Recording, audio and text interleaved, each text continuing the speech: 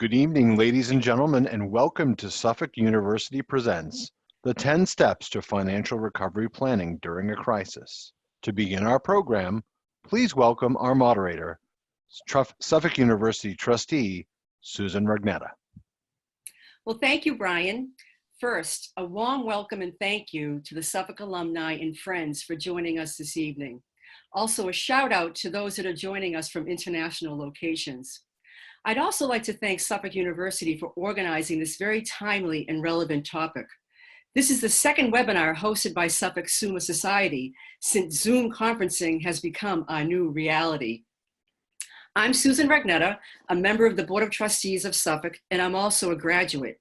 I've spent my entire career in financial services, mostly in banking, and the last 10 years of my career with Fidelity Investments. Please note that we will be conducting a Q&A at the end of Randy's presentation. His presentation will last about 20 minutes. Please submit your questions through the Zoom chat function, and we'll try to get to as many of them as we can. I'm excited to introduce Randall Richard, who received his executive MBA at Suffolk in 1994 and is president of Richards Brothers Financial Advisors, which he founded in 1996. Randy manages the firm's overall wealth management business with specific leadership in investment management and working with high net worth business owners. He has more than 30 years experience in financial advisory, banking, and financial services. This includes leadership positions with KeyBank, UBS, Putnam Mutual Funds. He has consulted with several national and international community banks interested in developing and executing business plans to provide investment services. He is committed to his lovely family and the New England community, and he gives to many nonprofit organizations like Doctors Without Borders, Make-A-Wish, The Home, and Suffolk University. He resides in the Portland, Maine area where he enjoys golf, hiking, bike riding, and fishing. It is my pleasure to introduce Randall Richard as our speaker for tonight's webinar on the 10 steps on financial recovery planning during a crisis. Thank you. Randy, it's all yours. Thank you, Susan. That was really a great introduction, and I'm really thrilled to be here tonight. Thank you to you. Thank you to Suffolk University, and thank you for all of you attending from all over the U.S. and internationally. So I'm really humbled. Thank you. Tonight is really an important night for me. Of course, I care very much about Suffolk University. I care a lot about the community, and I care so much for many different people that I've handled in the past and handle today. And I'm here to give back to you, and I hope that you will walk away with a few tidbits, just a few, even though I'm going to give you 10 or more, and you'll be able to use those to better your situation and have a happier life and be more successful. We've come through a very difficult time, and we're not going to spend a lot of time on that tonight, on the actual issues at hand, so that this will be a relief time for you to not have to talk about the virus count and various other things going on. But what I wanted to share is this process we're going through, this idea of this is the first time we've ever seen something. There's a lot of talk about that, but frankly, we've seen many different recessions, we've seen many different medical challenges, and we've seen many others that we've overcome over the years, and so it's not new. I personally have coached people through at least 6 different recessions. I had to go back and recount it. I was hoping it wasn't as many, but I can see it's quite a few with the years I've been doing this. And I have to say, each and every time people do say, boy, this one is very different. And of course there are different nuances, but really it's the same process. And what I want to do tonight is help you to get more grounded on how do we get through this? How do we really build back? How do we get our motivation back to really fight on? So I know it's a lot to cover, but I'm going to do my very best, and I hope you'll learn and grow. But the 3 parts of the process, I think, are the shock, fear, and denial that we went through probably in March.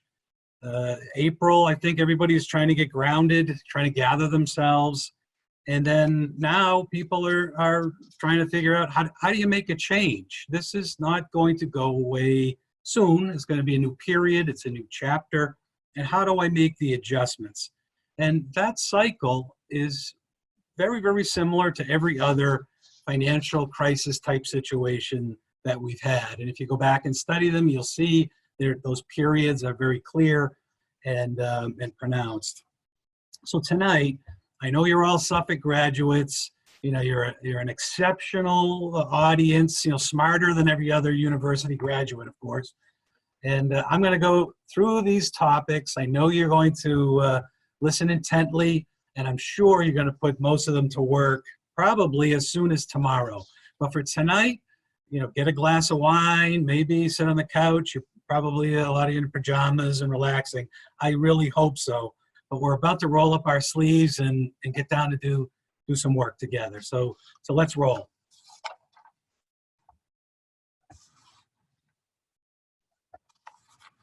Well, give me a second. 1 second, please.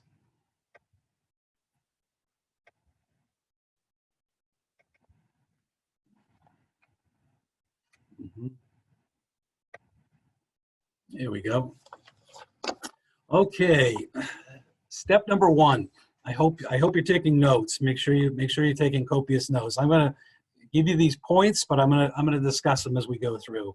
So point number 1, probably one of the most important steps that most people forget about, is eliminate the stress. Now, I understand we're going through a very difficult time. Things are happening that are beyond sometimes our beliefs, but it's so important if you're going to work on financial matters to clear your mind. There's all kinds of studies out there around how the mind works and how potent stress is on our body, and how hurtful it is us physically, mentally, and even affects our brain function. So when we're trying to make financial decisions and you're stressed, your brain can't process properly. So I highly encourage you, don't ever go into financial matters, whether you're having a discussion with your spouse or you're trying to figure out what's going on. You gotta clear your head. So that could be take a walk, listen to some music you love, look out at a beautiful picture, no news, no cell phone, just try to really get clear. And that, I would say, is super, super important. So please, let's make sure that we do that. I also have, just like I'm sure when you remember back when you were at school, when you're working on cases, when you're going through situations and you look at a case, boy, it seems easier when you're talking about someone else's case. But in this case, this is your life, and with that is a lot of emotions and a lot of feelings and a lot of anxiety. And when all that's going on, boy, sometimes you just can't seem to see straight. So please, even if you have to go to the extent of that, even pretending this is other people, it's really, really important to get off to that good start. Step 2. This is where we really roll up our sleeves and start to grind right into it. We need to make absolutely sure we get things out on the table. Now, don't go into this with the mindset that I'm going to fix everything. You just want to make a clean list. You want to get out your bank statements. You want to get out your credit card statements. You want to get out anything else that you collect where your expenses are. And there's all kinds of tools if this is an area you want to improve. That it's really, really important that you get them all out on the table and simply get them in a list. So step 1, make sure you get that out there. We're going to go through the expenses, not because it's fun, but because it's really, really important to diagnose what's going on and really learn. So this is really an important step. So please, very, very important that you do that. Now, as you go down through your list, you're going to make, of course, you're going to be putting on, your mortgage payment, your electrical payment, golf memberships, various other things, but get them all on the list. Once you finish that, I want you to take a second. I want you to just look down through that list, and I want you to be thinking which ones here are either a need or a want or both. Okay, I'll repeat that again. So N for need, must have it, want it, it's a preference, or it's some of both. And I can give you a couple examples. Electricity. Now, it's pretty hard to live in a developed world without electricity. I think we'd all agree. So that one I would say is clearly a need. A want, an example of that might be a golf club or a social membership. You want to be there. Yeah, it can help your business. It can help you meet people, etc. I know all that. However, it really, if you have to be in that group, you want to be. So that one you'd identify a want.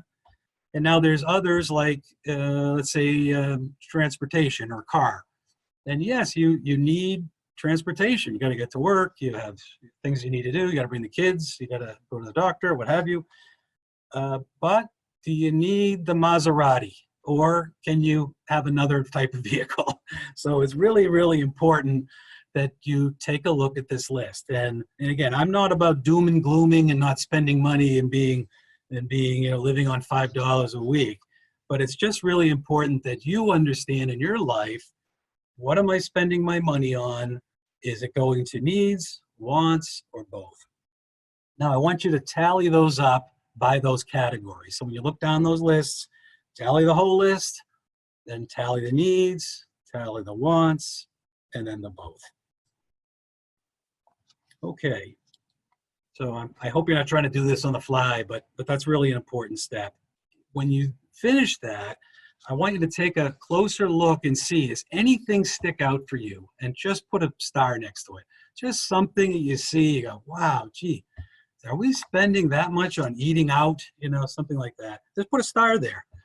But don't again, you're not trying to dig too deep, but just star it, and we're going to move on.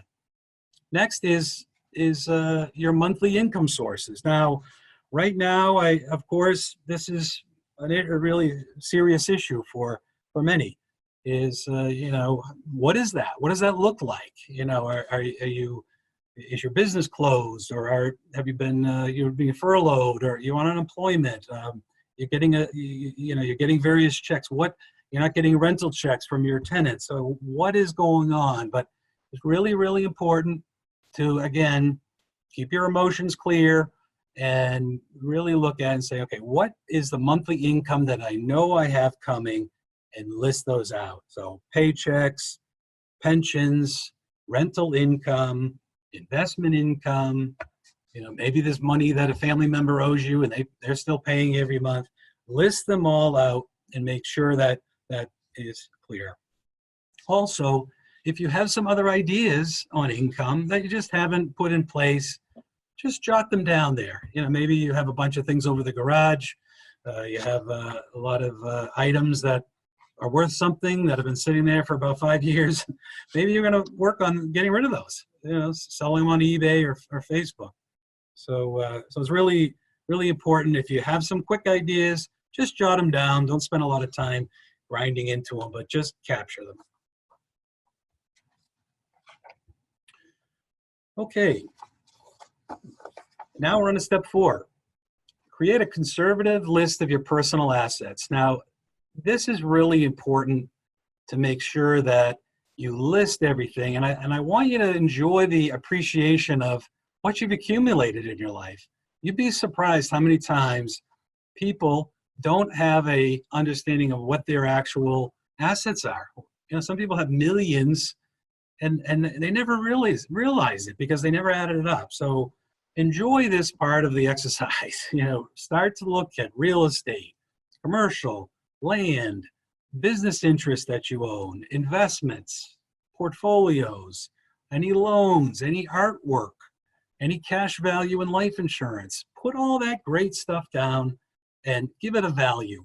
You can look at statements, but things like a business value, give it a realistic value from some information that And if not, you can again, do a little bit of work there and getting a thumbnail on what that is.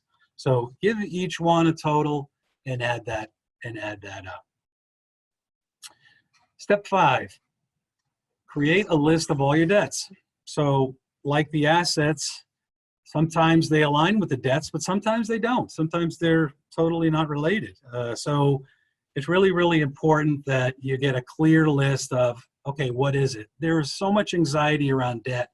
If debt is used properly and responsibly, then there's no issue. You know, it's a great use of money. And frankly, right now with interest rates so low, it's a fantastic time to borrow money.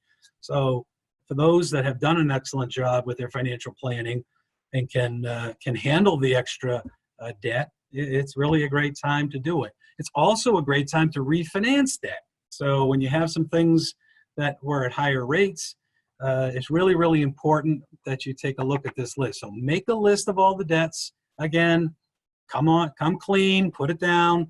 I know a lot of people, oh, geez, I forgot about that. Put it on there. I know you know it's there. Put the due date when that loan is done. Put the interest rate, and then put the monthly payment.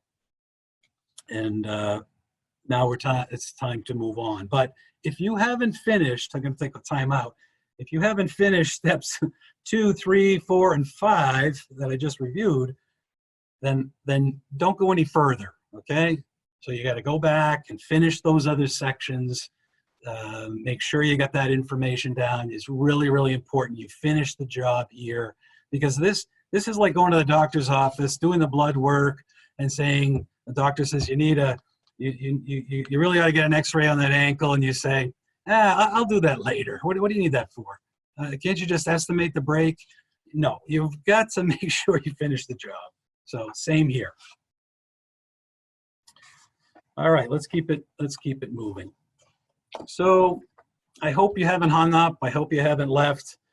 I guess if you have, you wouldn't want to hear me. But take a break. Again, we're back to clearing the mind. I after completing those other sections, frankly, I would even do it another day, because sometimes when you go through that and you see it, you feel ill. you don't feel so good as you see things that you're not really happy about. So I would advise you, if you're moving right along, you got all the data, you've been collecting it already. You know, those of you that are QuickBooks fans and have everything organized, maybe you can move through those other sections quickly, and you know, you're good with it. So you have the energy to move on. But I really think you should make absolutely sure you got a clear mind and you take a break.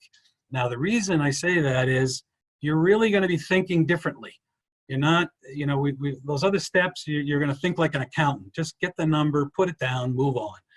In this area, you now want to take a broader look. You want to really look wider at yourself, which is not easy, but you can do it if you really have a fresh mind and a clear head. So really, what we're going to do now is take a look at things, really, to see where is, you know, where in your mix should you be spending your time? As you looked over your cash flow, as you looked over some of the other areas, what did you see? What are some things that really stuck out for you? And again, start to make a list of some things that were just frankly obvious to you. So make sure you absolutely do that. Now it's time to talk about goals, life goals. And what's really important about life goals is never quit on them. I see so many times where people go through a matter like this and they make rash, quick decisions. They don't get organized. They don't go through those other steps. They don't clear the mind. They don't start to look at the whole picture. And they start to do things that really hurt their future plans. You know, they sabotage where they're trying to go. So it's really, really important to not do that. To really, yes, there's issues right now that you got to work on. We got to get through. And I'm going to give you more tips in a second on how to pound through that. but it's really important for this step with goals. Why? You say, well, why bother? I'm a retirement. I'm just trying to get through next week and next month. Why are we? But I have to tell you, it's critically important because it's your motivation. It's your purpose. It's your driver. If you don't have this going, you're going to grind yourself right into the ground without any motivation. It's critical to your success of this whole thing if you have clear goals of where you're going. It's the fuel, it's the motivation. So don't gyp yourself, please, I beg of you.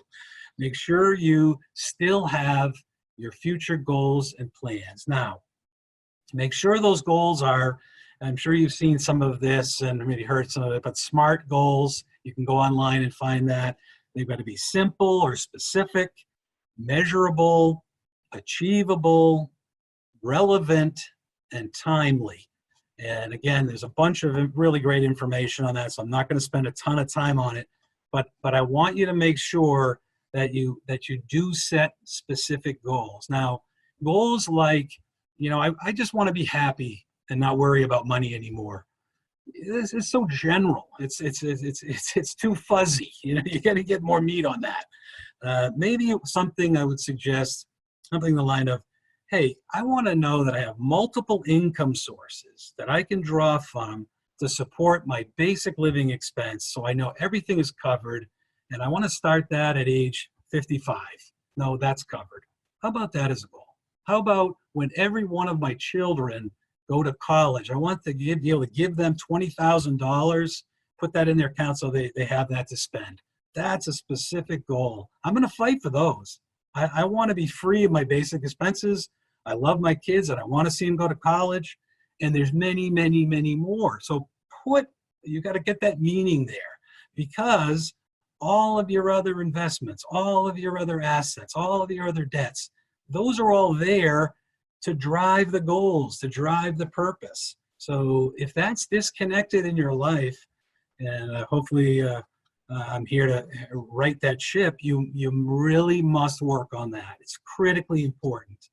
So when you're doing goals, it's okay to extend them out. You don't have to have them all tomorrow. You can set various dates, and you can also move dates out and in, but you want to keep progressing. That's what you just want to keep measuring. How close am I getting?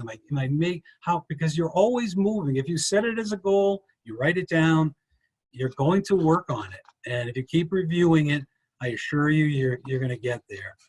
Do this for me. Look at that list, and I want you to write down 3 words, just like we did with the expenses.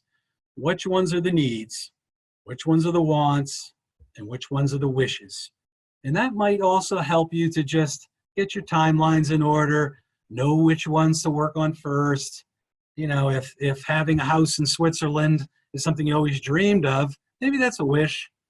But hey, if all of your family lives there and you're a citizen of that country, then maybe you do want to live there. So really spend some time reflecting on those 3 things and get them in the right order, and put some dates out there. Never have a goal that you don't have an end game. There's no finish to it. Even if you have to move it, you've got to put something out there. And I guarantee you, if you do it and you share it and you review it, you're going to achieve. Okay, back to the income and expenses. The only reason I'm saying go back to it, what's getting in the way of your goals? Why don't you have it now? Why aren't you there already? Well, you have a certain amount of assets, and hopefully those assets are in the right position and align with your goals. If not, you will need to work on that, to be thinking what are things positioned at.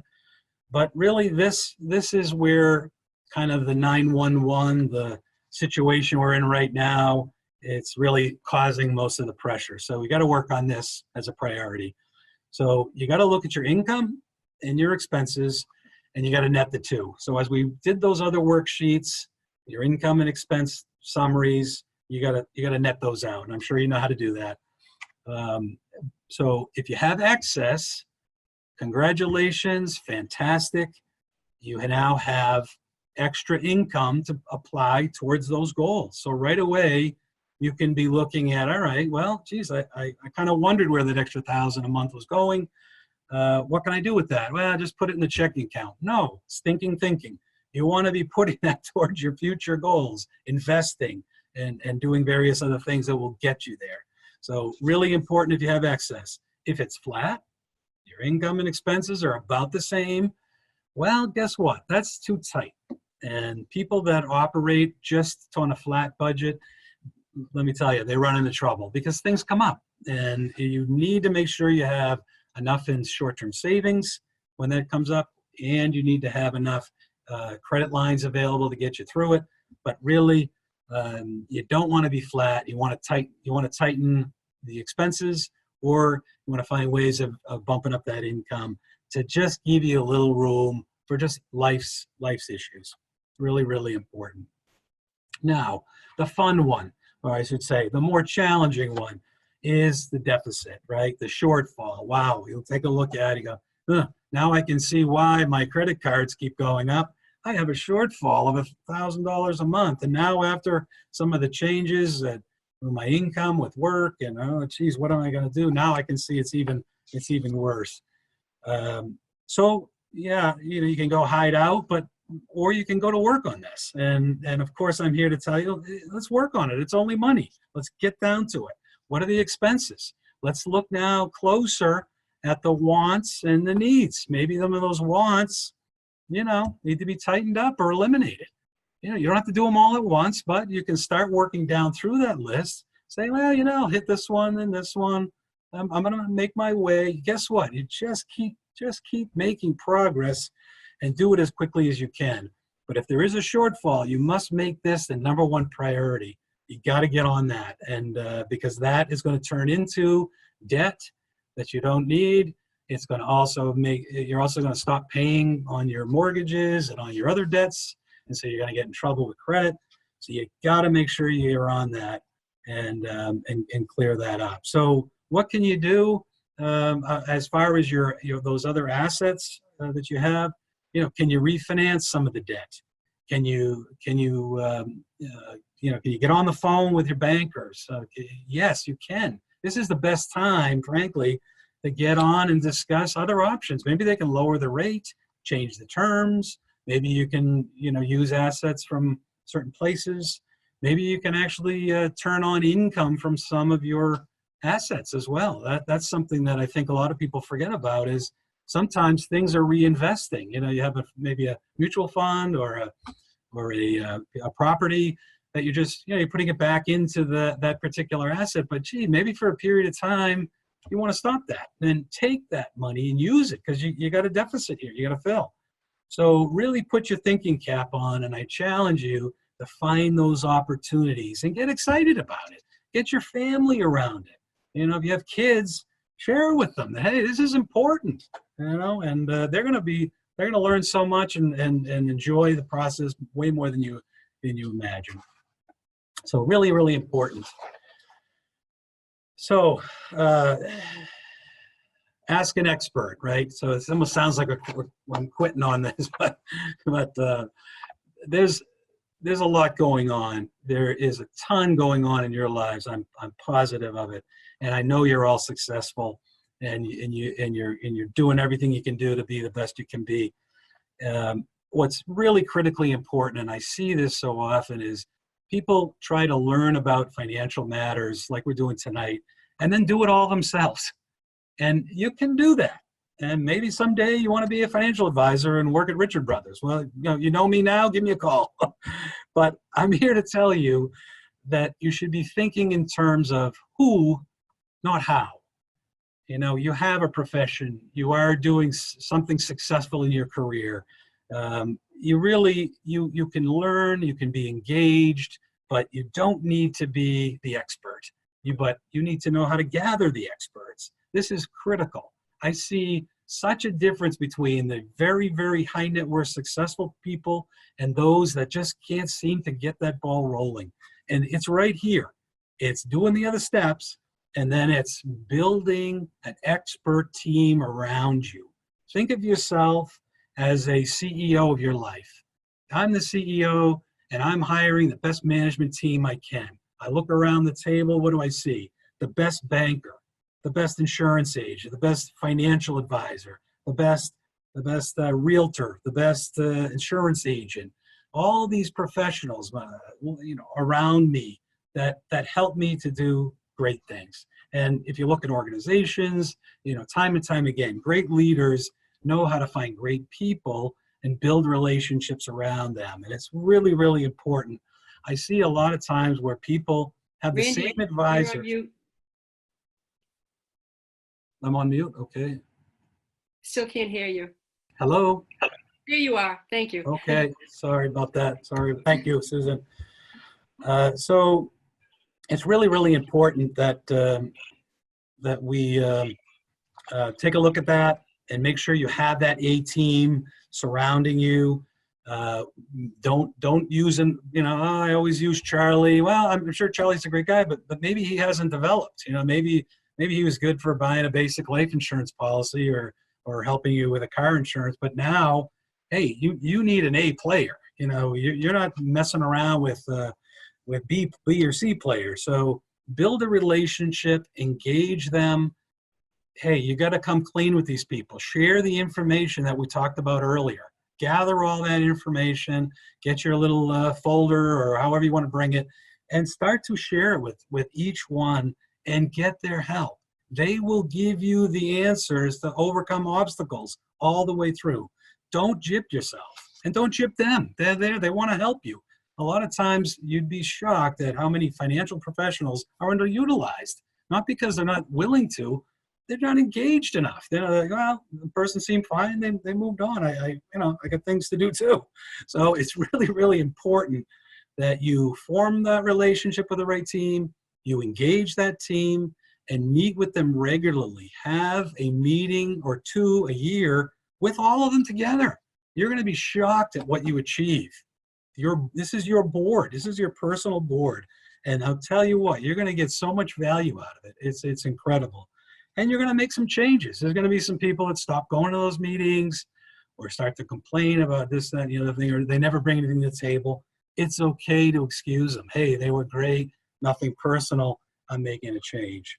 So really, really important to get that A team in your camp. So the other stuff, yeah, really, really important. If you don't do it, then you can't show up with your information. This is super, super important. So I don't want to go on and on, Susan. You're probably going to cut me off here in a second. I think I'm rambling, but I really want to make sure that I just give you a couple of thoughts, and I'm going to give you some homework in a second. I'm going to congratulate you all right now for taking the action steps, signing up for this, hearing me out, saying, you know what, this guy must know what he's talking about. He's been doing this his whole life. And do what I'm saying, please. It will help you. But really, and teach your kids. Don't be afraid to include them in the process. I see too many times children are sheltered from this. And then they get it when they grow up, they don't know how to handle their own money because they've never seen it. So here's a quick homework assignment. I'm going to ask you some questions, and these are for you to answer. What is really worrying you right now, and can I actually write it down? 2, are you worried about matters out of your control? Are your expectations unrealistic or too idealistic, and you can never reach them? From your experience of the last few months, have you learned something? Has something come out where you say, I knew it. I didn't. What is that? Write that down. What is really frustrating you? Write that down. Are you looking for others to blame? Are you blaming the Chinese, the poor Chinese? Are you blaming other people for what's happened? Your boss? Or no. Write it down. When it comes to money, what are your strengths? When you're thinking about your finances, where do you really do a great job and where do you need work? And just 2 more. Are you really sure of what your needs and your wants and your wishes are? Really? Maybe give that more time. Think about it. And how are you going to fix your financial situation so that it's sustainable through any situation? That's critical. Okay. So we have a number of questions that have come in, and there seems to be one of the general themes, Randy, is around 401ks and retirement planning. So I'm going to try and pull these together so that we can get to as many of the thoughts that are coming through as folks are submitting their chat questions. The first one is, my 401k is in very bad shape. Are target date mutual funds still a good idea? Great question. Yes, they are. I think that those were a great choice when they first came out. I was so glad to see that, because a lot of times people start in a 401k and they just don't know what to do. You know, they a little bit of money to start, you know, in their profession, and they pick a fund and hopefully don't pick the wrong one. So these are really an easy button to be able to say, all right, I know I'm probably going to be working till 65. Boom, throw it in there and let the fund do its work. So they're great. But I have to tell you, when you start to get above 25, let's say 25 to 50,000, you really have room now to widen that out. You know, you have one fund that's taking care of it, but frankly, you got one manager. You're not picking, you know, you're kind of not sure what's inside the fund at all times. So I encourage people to not necessarily get rid of the target date fund, but start to add other funds. And at that point, if you have that kind of money you started to put away, you really want to have an overall plan that aligns with your retirement funds. So don't quit on them. But again, if you haven't done a lot of diversification, it's time to do that. And the other thing I would just let you know is, you know, we do plans for families. We're using 92 for men and 94 for women. So when you start to go, well, I'm gonna pick a you know, target fund for 65, that's way too young. You know, it's you gotta go way longer. So yeah, they work, but I think there's more work you can do. The other point I'll make on them, and I think this is, if you're in this situation, the person answering the question, if you're within a year right now of retirement and you're in those funds, and you're probably saying, oh, geez, they're down, you know, no, don't pick tomorrow to sell it. It's a tough time. We've got some volatility in the market. So you really want to start building cash systemically between now and the end of the year, just to take away, again, these are unusual times in that regard.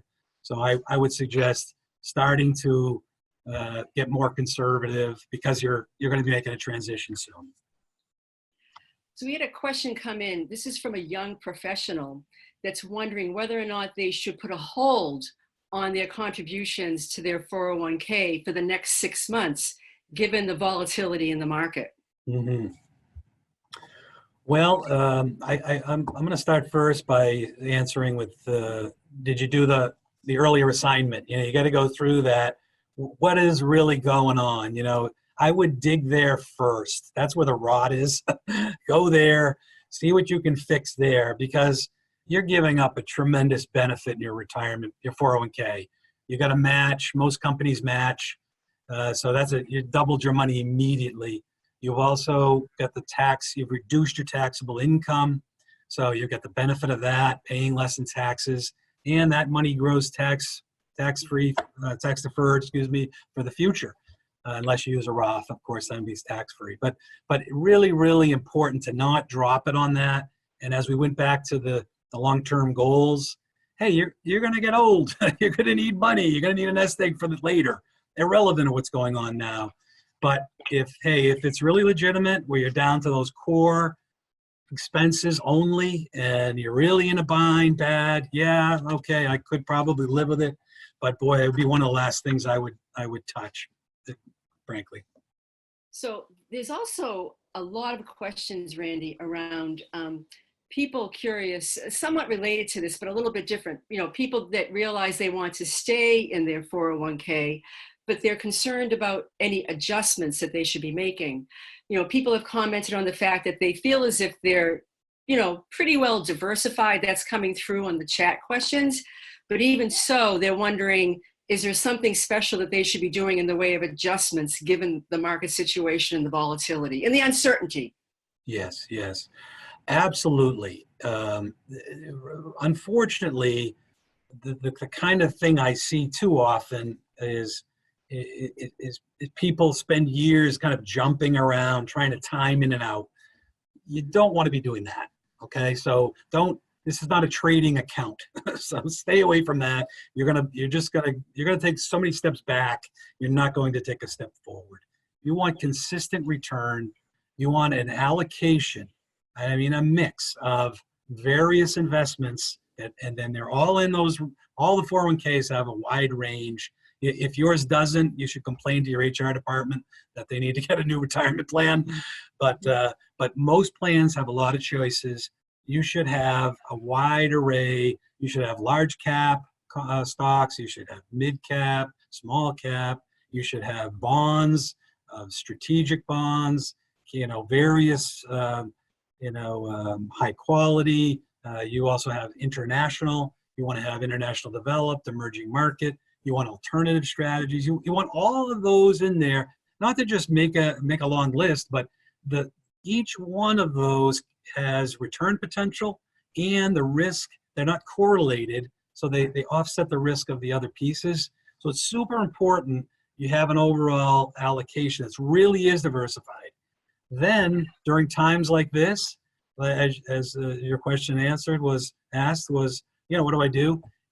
That's going to change over time, right? Certain asset classes are going to be higher than others based on the market conditions. So if your bond allocation now is 10% higher because the equity has gone down and the bond side is up, then hey, guess what? Yeah, take some money out of the bonds and put it in the equity side. You should be rebalancing, and a lot of the funds now have auto rebalancing. So if you haven't checked that on, you really, get the right balance and then make sure you have that on. It will automatically do it for you. If you didn't do it, this is a time to do it. And please don't make the home run call, bet the farm on that horse. Don't do it. But yes, really, really important to have a right mix. And remember, I'm just going to tuck this in if I have time here, is if I have $1 million and I lose 20%, how much do I have? Susan, you got to answer that. 800,000. Sorry. 800,000. Okay, so I got 800,000. I lost 20%. Well, the next year my portfolio is up 20%. What's my portfolio at? Back to $1 million, right? No, it's not. Right. 20% of 800,000, right? So you don't get back. So you're like, wait a minute, but I earned 20%. It's on a lower amount of money. So what's critical is don't lose money. It's better. Upside is really, really important. But guess what? Protecting on the downside is number one.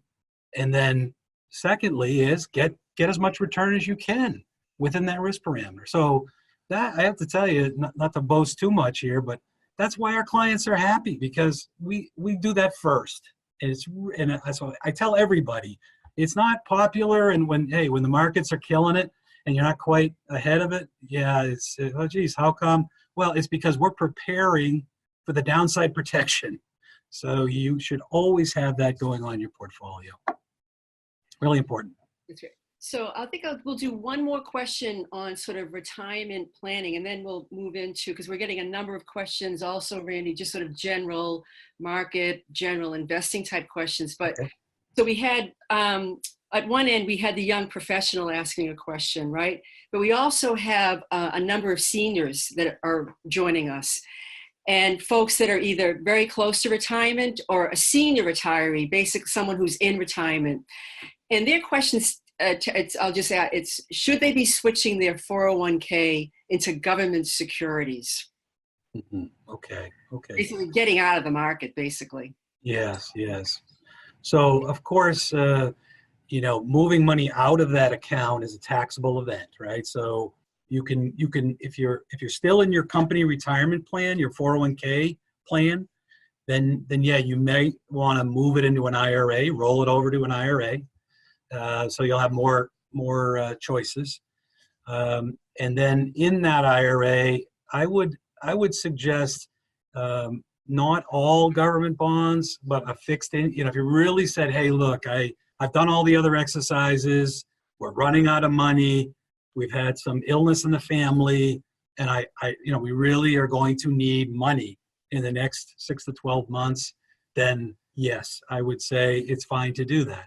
But if that is not the case, you have excess money, you have steady cash flow. Don't do it for investment reasons, because I got to tell you, with interest rates going down the way they have, people that are putting money in intermediate or long-term government bonds, they could lose money in the interim. I mean, yeah, you have to wait to maturity if you own them all outright, but you could see some downside because there's been so much money going into that just, for a period of time.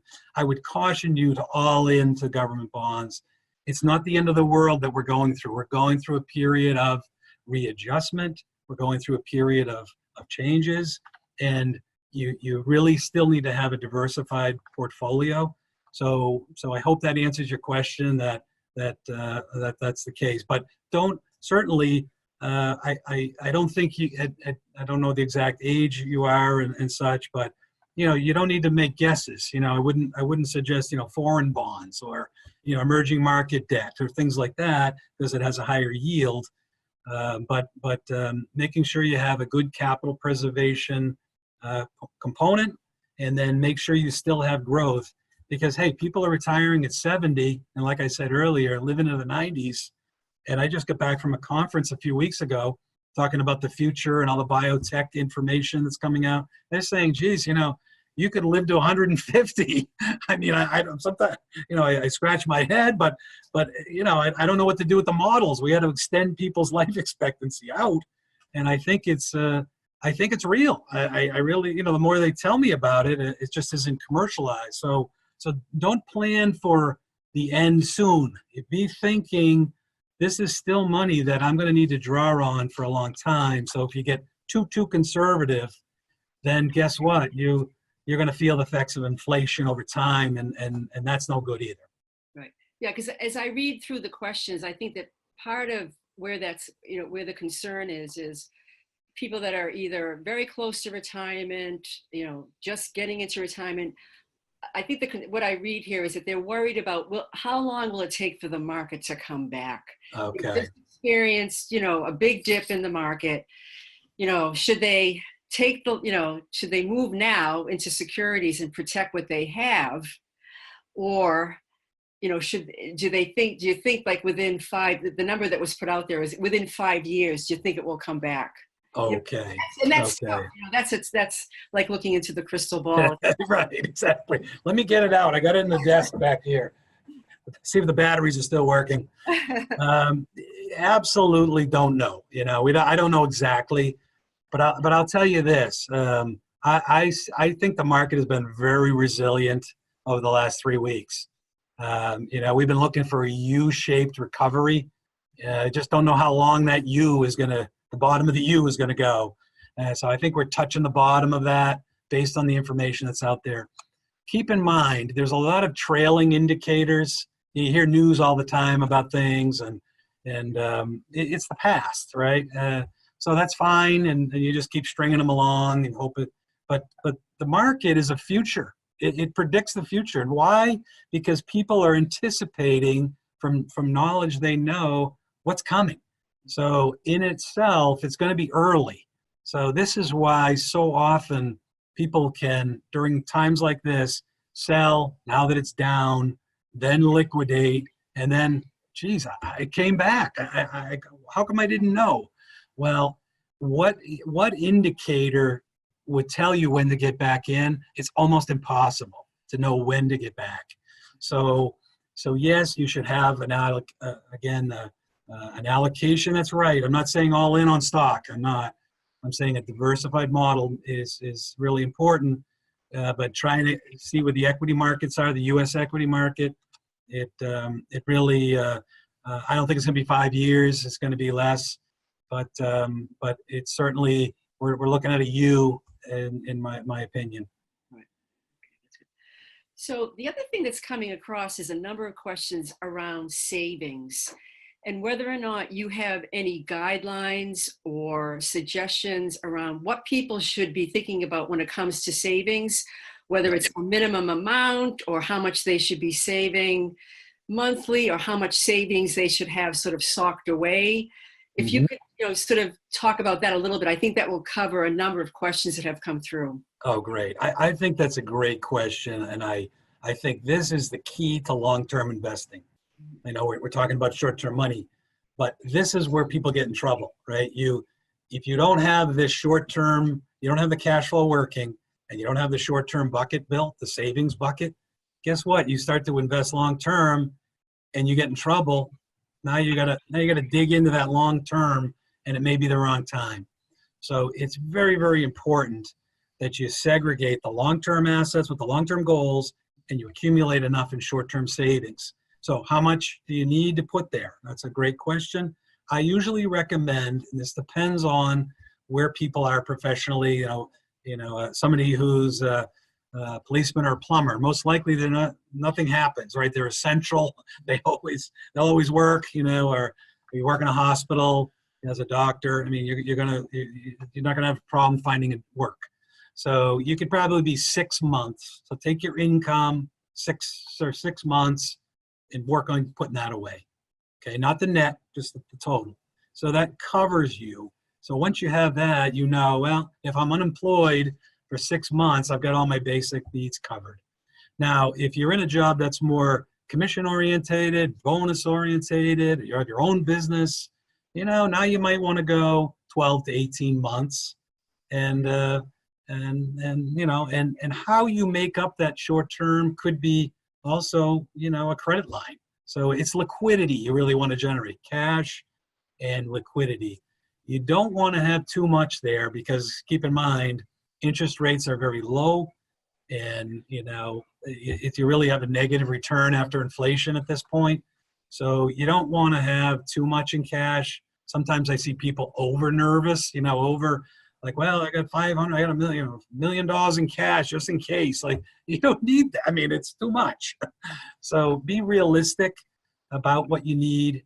And again, I would have to dig further into the person's financial situation. But if you know of, this is the other thing I wanted to just say, if you know of a pending problem, whatever that is, hey, my septic system, the roof, I know I'm going to need an extra $10,000.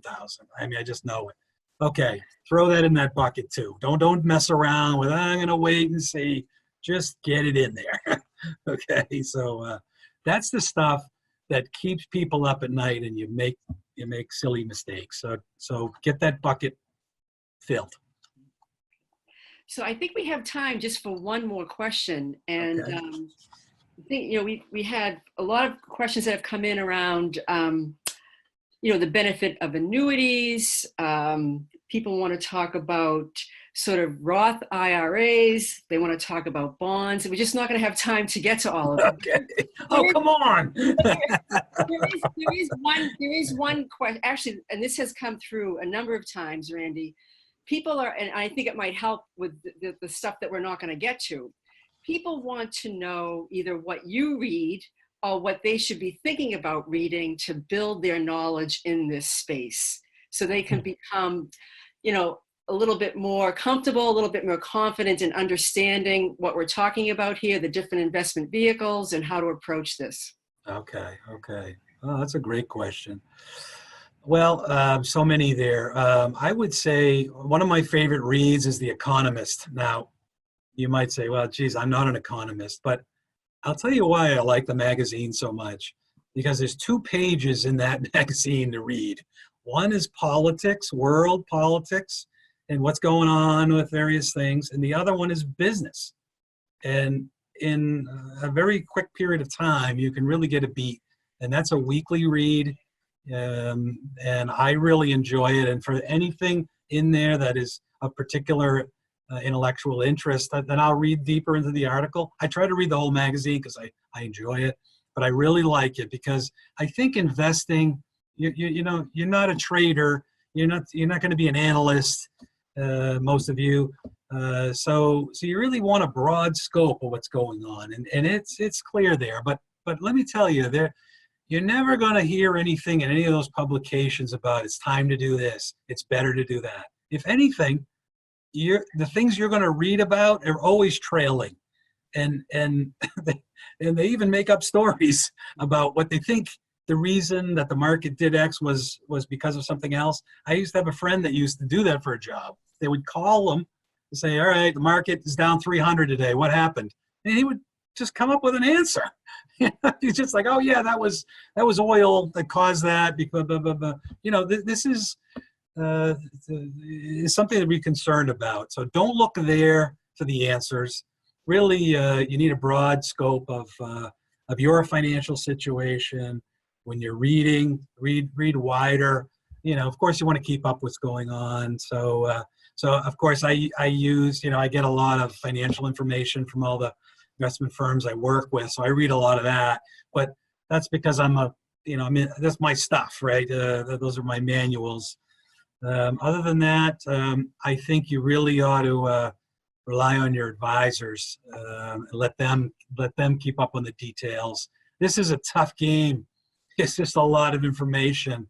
So to think you're going to outsmart everybody and do it yourself, yeah, good luck. It's not easy. Even among us professionals, we have to work together. It's really, really tough. So hope that answered some of that question. That's great. That's very helpful. So, at this point, I just want to thank you. I mean, you provided a very thoughtful, a very helpful framework for folks to think about this topic, and I certainly found it very insightful. So thank you. And I'm going to turn it back to you, Randy, for sort of the closing statements. Okay, thank you, Susan. It's been, I wish I could see everybody else, but it's been a pleasure to see you and chat with you. This is like a personal call. I really enjoyed our time together, and frankly, I can't thank Suffolk enough for putting this together. I know we all, can't say enough great things about the university, but this was brought to you by the Summa Society, and our good friends, Logan Sheehan and Corey and Brian are on that team in the Summa Society, which is a Suffolk leadership giving society at Suffolk. And I'll tell you what, I have a close relationship because I choose to. I want to be involved. I want to give back. And I encourage every one of you to do the things I said tonight. Find a little room. Maybe it's not this year, maybe next year. There's room. I guarantee you I can find room in everybody's budget here to make a donation to Suffolk. And you're going to feel great about it because they've done so much for you and your family. And if I guess some of the people out there are even considering Suffolk, hey, this is a lifetime. This is a relationship. And so I think it's super important. And I hope I've given you some great information tonight. So, hey, that would be great if Logan or Corian called me and said, hey, after the event, we really got a lot of support. So that would mean a lot to me, and I'm sure to you, Susan, as well. So let me just close with a couple of thoughts, and then I'll let you finish up your night. But first off, I guess I just want to say that this has been a time of loss. I don't want to end by saying oh, we don't want to talk about that. This has been a tough period, and of course we're all feeling what's happened. The medical people have done, and the deaths that have happened. I mean, it's been a very, very emotional time. So hey, let's all recognize it and let's process it because it's important. And we've all made sacrifices. You've made sacrifices. In a lot of ways, I think people have even forgotten that we all went home, and some of us had to shut down our businesses to save lives. It wasn't just for fun. I mean, it wasn't just, we did that so we didn't have another Spanish flu situation like they did in the early 1900s. So again, I think this is a time of empathy. Second, can you believe the work that's being done in the medical profession? And can you imagine the poor scientists trying to come up with a solution? And they're trying their darndest. And our leaders are pushing on every button. It's really, everybody is trying. And And I think it's great to see it. It's functioning. And I want to assure you that the financial fundamentals that we talked about tonight, the financial area, it's still in play. Don't quit on the whole system. That is, you're really, don't hurt yourself like that. So just let this play through like every other business time, make great decisions, do your homework, and really look at it this way. You know, this is a time of change. This is a new chapter. This is a time of innovation. This is a time where things like artificial intelligence could be accelerated. This is a time where medical advances, we look at the money flowing into medicine. What a great field to get into, right? Into that. So innovation, happier lives, life balance. I think for a lot of people, it's been a real grounding time to say, hey, let's get back to basics. You know, maybe I was getting a little too, letting it get away from me. So let's celebrate that. That's coming. We're at that point. So I just want to leave you with, let's not quit. We're amazing humans. We are adaptable. We are smart. We're figuring it out, and the future is brighter.